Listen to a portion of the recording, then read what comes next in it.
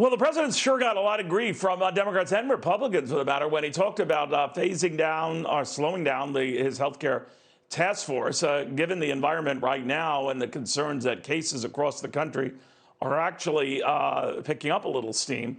That this was not the right time to do it. The president says that it's a little different now, that he will still look at the makeup of the task force, that we may add or subtract people to it as appropriate, but he's not shutting it down anytime soon or dialing it back. At least that's what we're led to believe. Today, Blake Burman on this and the fallout from this. Hey, Blake.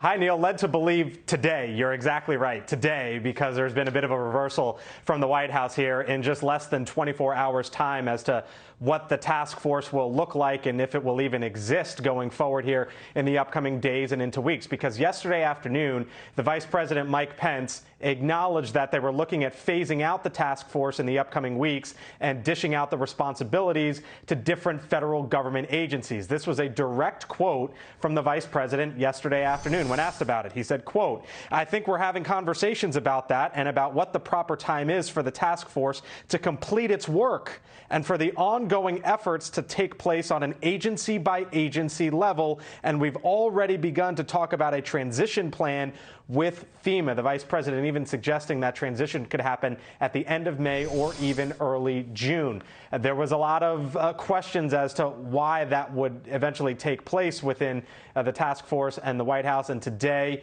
a bit of a reversal, or at least an explanation or a cleanup from the president as he sent out a series of tweets. I'll go to the back end of it. The president writing the following, saying, quote, "Because of this success," talking about calls with governors and everything else that they've done, "the task force will continue on indefinitely with its focus on safety and opening up our country again. We may add or subtract people to it as appropriate. The task force will also be very focused on vaccines and therapeutics." So the president saying it will stay in place, might have a little bit of a different focus, especially a focus on the reopening of the country. Neil, it is very clear that the president wants to keep at least one set of eyes or multiple set of eyes on reopening the country because the economy, the numbers that we are seeing, we saw some of it today, expecting bad numbers on Friday. There was even this warning from one of the president's top economists, Kevin Hassett, when he spoke with Maria Bartiromo earlier this morning. Watch.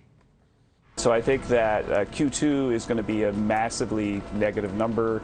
My guess right now is probably around minus 40%. And then Q3 will be a very, very large positive number because we're going from stopped to not stopped. And so, Neil, right now, reporters are holding outside of the Oval Office for an event with the president honoring nurses. We expect to get some of his comments here shortly. Neil? All right, Blake Burman, thank you very, very much.